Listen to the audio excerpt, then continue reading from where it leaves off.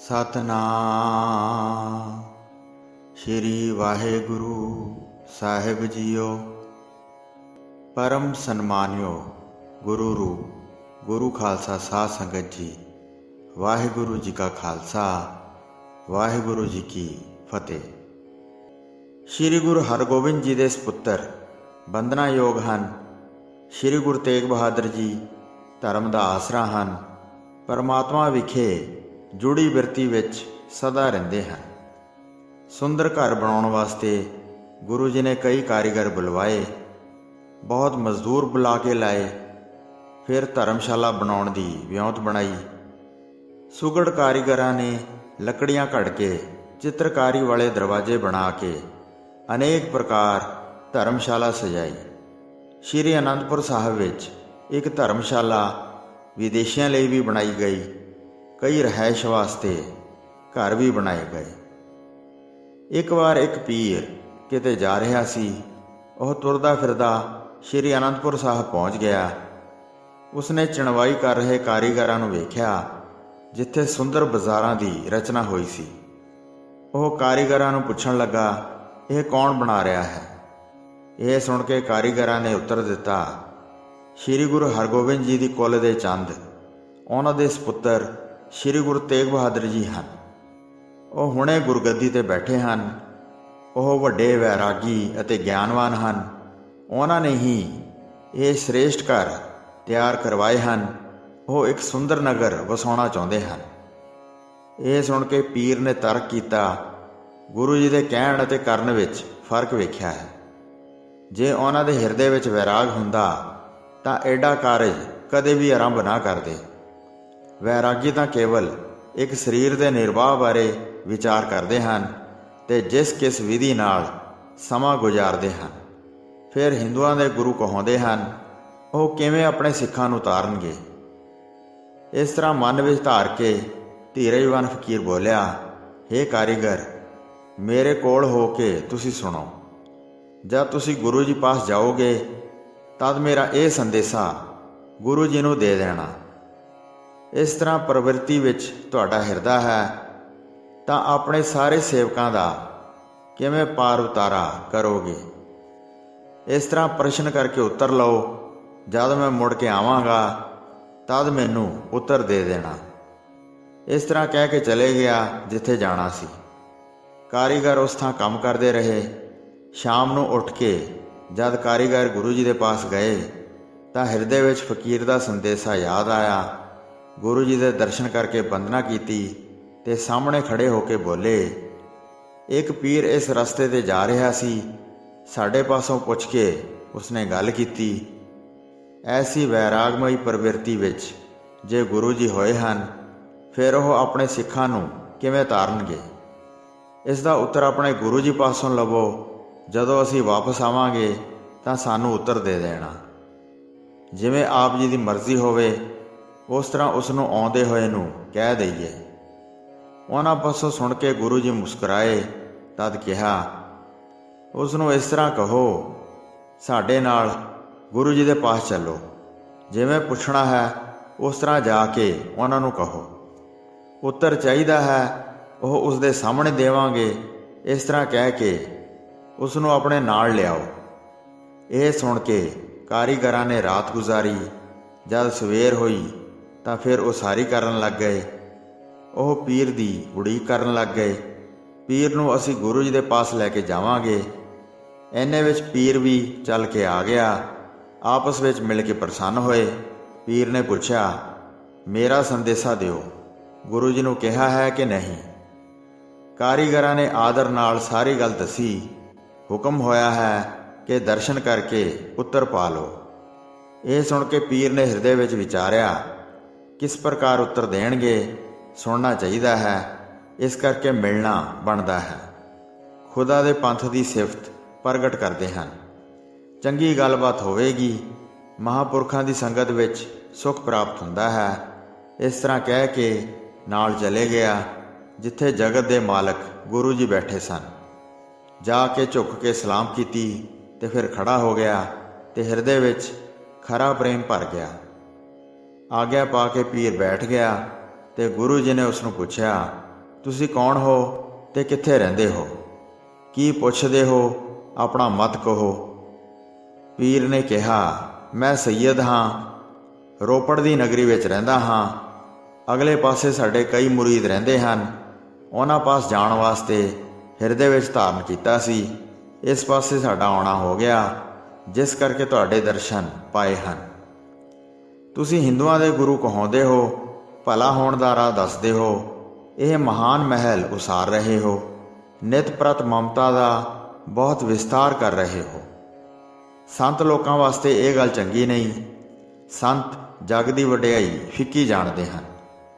ਜਿਹੜੀ ਗੱਲ ਪਰਲੋਕ ਵਿੱਚ ਸੁਖਦਾਈ ਹੋਵੇ ਉਸ ਤਰ੍ਹਾਂ ਵਿਚਰੋ, ਇਹ ਚੰਚਲਤਾ ਹੀ ਛੱਡੋ। ਗੁਰੂ ਜੀ ਨੇ ਕਿਹਾ, ਹੇ ਪੀਰ ਜੀ ਸੁਣੋ, ਸਭ ਆਸ਼ਰਮਾਂ ਨਾਲੋਂ ਗ੍ਰਸਥ ਮਾਰਗ ਮਹਾਨ ਹੈ। ਹੋਰ ਸਾਰਿਆਂ ਨੂੰ ਇਹੋ ਹੀ ਉਪਜਾਉਂਦੇ ਹਨ, ਫਿਰ ਇਹ ਸਾਰਿਆਂ ਦਾ ਆਸਰਾ ਰਹਿੰਦੇ ਹਨ। ਜੋ ਗ੍ਰਸਥ ਵਿੱਚ ਪੂਰਾ ਉਤਰਦਾ ਹੈ, ਅੰਤਕਾਲ ਸਮੇਂ ਉਹ ਸੁੰਦਰ ਪਦਵੀ ਪਾਉਂਦਾ ਹੈ। ਉਹ ਆਪਣਾ ਸਰੀਰ ਪੁੰਨ ਦਾਨ ਵਾਲਾ ਬਣਾਉਂਦਾ ਹੈ। ਇਸ ਕਰਕੇ ਗ੍ਰਸਤੀ ਗੰਗਾ ਦੇ ਜਲ ਵਾਂਗ ਸ਼ੁੱਧ ਅਤੇ ਨਿਰਮਲ ਹੈ। ਜੋ ਜੋ ਗ੍ਰਸਤੀ ਮਕਾਨ ਵਾਲਾ ਹੋਵੇ, ਉਹ ਪ੍ਰਾਹੁਣੇ ਨੂੰ ਵੇਖ ਕੇ ਉਸ ਦੀ ਪੂਜਾ ਕਰਦਾ ਹੈ। ਇਸ ਦਾ ਫਲ ਮਹਾਨ ਪੁੰਨ ਵਾਲਾ ਹੈ। ਬਹੁਤ ਦੇਰ ਤੱਕ ਉਹ ਵੱਡਾ ਸੁੱਖ ਪ੍ਰਾਪਤ ਕਰਦਾ ਹੈ। ਇਸ ਪੁੰਨ ਦੇ ਫਲ ਵੇਖਣਾ ਚਾਹੁੰਦੇ ਹੋ ਤਾਂ ਕੱਪੜਿਆਂ ਨਾਲ ਸਾਰਾ ਸਰੀਰ ਢੱਕ ਲਓ, ਲੰਮੇ ਪੈ ਜਾਓ ਤੇ ਇਸ ਗੱਲ ਨੂੰ ਪੱਕੀ ਤਰ੍ਹਾਂ ਜਾਣ ਲਓ, ਜਿਵੇਂ ਇਸ ਤੋਂ ਵਿਸ਼ਾਲ ਸੁੱਖ ਪ੍ਰਾਪਤ ਹੁੰਦਾ ਹੈ। ਇਹ ਸੁਣ ਕੇ ਪੀਰ ਦਾ ਚਿੱਤ ਹੈਰਾਨ ਰਹਿ ਗਿਆ, ਵੇਖਣਾ ਚਾਹੁੰਦਾ ਸੀ। ਇਸ ਕਰਕੇ ਚਾਦਰ ਲੈ ਕੇ ਲੰਮਾ ਪੈ ਕੇ ਸੌਂ ਗਿਆ। ਸੁਪਨਾ ਆਇਆ ਕਿ ਗੁਰੂ ਜੀ ਦੇ ਨਾਲ ਬੜੀ ਤੇਜ਼ੀ ਨਾਲ ਉੱਪਰ ਵੱਲ ਜਾ ਰਿਹਾ ਹੈ। ਸਵਰਗ ਵਿੱਚ ਪਹੁੰਚ ਕੇ ਸੁੰਦਰ ਮੰਦਰ ਵੇਖੇ, ਜਿਨ੍ਹਾਂ ਦੇ ਅੰਦਰ ਮਹਾ ਆਨੰਦ ਭੋਗ ਰਹੇ ਸਨ। ਅਨੇਕ ਪ੍ਰਕਾਰ ਦੀ ਰਚਨਾ ਵੇਖੀ। ਪੀਰ ਦੀ ਬੁੱਧੀ ਬਹੁਤ ਹੈਰਾਨ ਰਹਿ ਗਈ। ਕਾਫੀ ਦੂਰ ਜਾਂਦੇ ਨੇ ਵੇਖਿਆ, ਘਰ ਸੋਨੇ ਨਾਲ ਜੜੇ ਹੋਏ ਸਨ। ਰੇਸ਼ਮ ਦੀਆਂ ਡੋਰਾਂ ਵਿੱਚ ਲਮਕ ਰਹੀਆਂ ਸਨ। ਜ਼ਰੀਦਾਰ ਗੁੱਛੀਆਂ ਦੀ ਛਵੀ ਛਾਈ ਹੋਈ ਸੀ। ਸੁੰਦਰ ਸੋਨੇ ਦੇ ਪਲੰਗ ਸਨ, ਜਿਨ੍ਹਾਂ ਦੇ ਚਾਰੇ ਪਾਸੇ ਮੋਤੀਆਂ ਦੀਆਂ ਝਾਲਰਾਂ ਲੱਗੀਆਂ ਹੋਈਆਂ ਸਨ। ਨਰਮ ਸੇਜ ਦੁੱਧ ਦੀ ਝੱਗ ਵਾਂਗ ਸੀ ਤੇ ਬਿਸਤਰੇ ਉੱਤੇ ਸੁੰਦਰ ਸਿਰਹਾਣਾ ਰੱਖਿਆ ਹੋਇਆ ਸੀ। ਅਜਿਹੇ ਪਲੰਗਾਂ 'ਤੇ ਬੈਠੇ ਮਨੁੱਖ ਸ਼ੋਭ ਰਹੇ ਸਨ।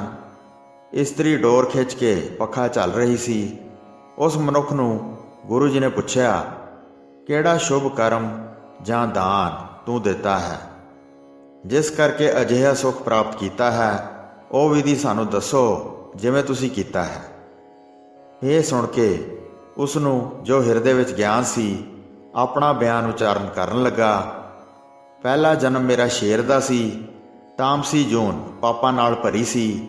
ਇੱਕ ਥਾਂ ਮੈਂ ਵਾਸਾ ਕਰਦਾ ਸੀ। ਛੋਟੇ ਜਿਹੇ ਬ੍ਰਿਛ ਦੇ ਹੇਠਾਂ ਰਹਿੰਦਾ ਸੀ। ਉਸ ਦਰਖਤ ਉੱਤੇ ਕਾਂਟੇਦਾਰ ਹੀਸ ਦੀ ਵੇਲ ਚੜ੍ਹੀ ਹੋਈ ਸੀ, ਜਿਸ ਕਰਕੇ ਬੜੀ ਸੰਘਣੀ ਝੁੱਗੀ ਬਣੀ ਹੋਈ ਸੀ, ਮਾਨੋ ਮਨੁੱਖ ਨੇ ਆਪਣਾ ਘਰ ਬਣਾਇਆ ਹੋਵੇ। ਪੌਣ ਪਾਣੀ ਜਿੱਥੇ ਛੂਹ ਨਹੀਂ ਸੀ ਸਕਦਾ। ਰਾਤ ਸਮੇਂ ਮੈਂ ਉੱਥੇ ਜਾ ਕੇ ਰਹਿੰਦਾ ਸੀ। ਇੱਕ ਦਿਨ ਮੈਂ ਬਾਹਰ ਗਿਆ, ਆਪਣੇ ਭੋਜਨ ਵਾਸਤੇ ਪ੍ਰਗਟ ਜੀਵਾਂ ਨੂੰ ਮਾਰਨ ਗਿਆ। ਜੰਗਲ ਵਿੱਚ ਫਿਰਦਿਆਂ ਮੈਂ ਇੱਕ ਹਿਰਨ ਨੂੰ ਮਾਰਿਆ। ਮਾਂਸ ਖਾ ਕੇ ਤ੍ਰਿਪਤ ਹੋ ਕੇ ਆਪਣੇ ਘਰ ਵੱਲ ਚੱਲ ਪਿਆ। ਹਵਾ ਚੱਲੀ ਤੇ ਬੱਦਲਾਂ ਦੀ ਘਟਾ ਆਈ। ਧੂੜ ਉੱਡੀ ਤੇ ਹਨੇਰਾ ਛਾ ਗਿਆ। ਦੋ ਰਾਹੀ ਉੱਥੇ ਰੁਕ ਗਏ। ਕਿਤੇ ਰਹਿਣ ਵਾਸਤੇ ਆਸਰਾ ਨਹੀਂ ਸੀ ਲੱਭਦਾ। ਇੱਧਰ ਉੱਧਰ ਫਿਰਦਿਆਂ ਉਹਨਾਂ ਨੇ ਮੇਰਾ ਘਰ ਵੇਖਿਆ ਤਾਂ ਦੌੜ ਕੇ ਅੰਦਰ ਚਲੇ ਗਏ। ਹੋਰ ਕੋਈ ਨੇੜੇ ਆਸਰਾ ਨਹੀਂ ਸੀ। ਗੜਿਆਂ ਦੀ ਬਹੁਤ ਵਰਖਾ ਹੋਈ। ਬੈਠੇ ਬੈਠੇ ਉਹਨਾਂ ਨੇ ਵੇਖ ਕੇ ਜਾਣਿਆ, ਇਸ ਸਥਾਨ ਵਿਖੇ ਕਿਸੇ ਵੱਡੇ ਸ਼ੇਰ ਦਾ ਵਾਸਾ ਹੈ। ਐਸਾ ਨਾ ਹੋਵੇ ਕਿ ਉਹ ਚੱਲ ਕੇ ਆ ਜਾਏ ਤੇ ਸਾਨੂੰ ਦੋਹਾਂ ਨੂੰ ਮਾਰ ਕੇ ਖਾ ਜਾਏ। ਗੜਿਆਂ ਦੇ ਵਰਦਿਆਂ ਮੈਂ ਤਦ ਉੱਥੇ ਆਇਆ। ਉਹਨਾਂ ਮਨੁੱਖਾਂ ਦੇ ਪਾਸ ਜਾ ਕੇ ਉਹਨਾਂ ਦੀਆਂ ਗੱਲਾਂ ਨੂੰ ਮੈਂ ਸੁਣਿਆ। ਮੈਂ ਜਾਣਿਆ ਕਿ ਮਨੁੱਖ ਮੇਰੇ ਘਰ ਵਿੱਚ ਹਨ। ਫਿਰ ਮੈਂ ਅੱਗੇ ਨਾ ਗਿਆ। ਇਹ ਮੇਰੇ ਮਹਿਮਾਨ ਬਣ ਕੇ ਆਏ ਹਨ, ਰਾਤ ਇੱਥੇ ਠਹਿਰ ਕੇ ਸੁੱਖ ਪਾਉਣ। ਇਸ ਤੋਂ ਪਰੇ ਹੋਰ ਕੋਈ ਧਰਮ ਨਹੀਂ ਹੈ।